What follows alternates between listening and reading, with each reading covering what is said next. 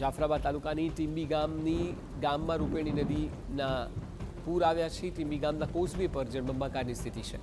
દુકાનોમાં પણ વરસાદી પાણી ઘૂસી ગયા છે। ખાંભાની ધાતરવડી નદીમાં પૂરની સ્થિતિ સર્જાઈ છે, એટલે લોકોના રહેણાંક વિસ્તારોને તો નુકસાન થયું છે, દુકાનોને પણ થયું છે। આ તરફ જાફરાબાદ તાલુકાના નાગેશ્વરી ગામની રાયડી નદીમાં પૂર આવ્યું છે। નાગેશ્વરી ગામ નજીકથી પસાર થતી રાયડી નદી છે કે જ્યાં ધસમસતો પ્રવાહ જોવા મળી રહ્યો છે।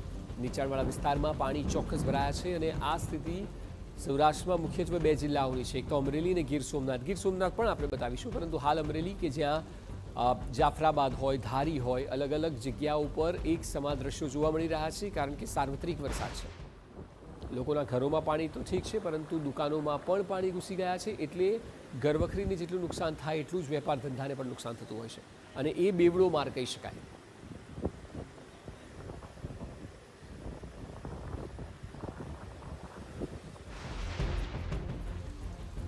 આ તરફ અમરેલીમાં જ રાજુલા તાલુકાના ચોતરા ગામના બ્રિજ પર પાણી ફરી વળ્યા છે।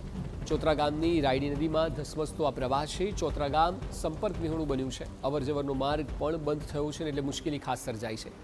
બ્રિજ ઉપર પાણી ફરી વળ્યા છે। આમ જોશો તો દ્રશ્યોમાં આપને ખ્યાલ જ નહીં આવે કે બ્રિજ ક્યાં છે, એટલા માટે, કારણ કે બ્રિજ આખો જળમગ્ન થયો હોય તે પ્રકારના દ્રશ્યો જોવા મળી રહ્યા છે। અને પાણીનો ફ્લો પણ જુઓ, આ ડરામણો લાગે, કારણ કે આ જ પાણીનો ફ્લો એ સ્થિતિ આપને દર્શાવે કે અમરેલી જિલ્લામાં હાલ લોકો શું અનુભવી રહ્યા છે।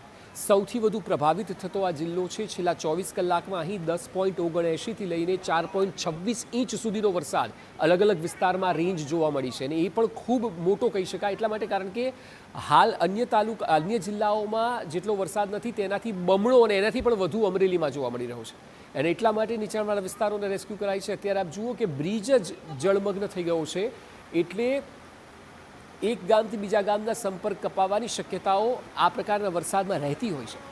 આ પાર પણ લોકો ઊભા છે અને સામે છેડે પણ આપણે જોવા મળશે, અને અંદર જાણે કે સમુદ્ર હોય તે પ્રકારે નદીમાં પાણીનું સ્તર સતત વધી રહ્યું છે। લોકો માટે, ખાસ કરીને નીચાણવાળા વિસ્તારમાં અને કાંઠા વિસ્તારમાં રહેતા લોકો માટે મોટી મુશ્કેલી સર્જી શકે છે।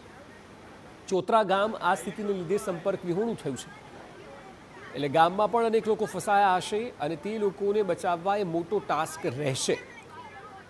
સંપૂર્ણપણે બ્રિજ પાણીમાં ગરકાવ થઈ ગયો છે।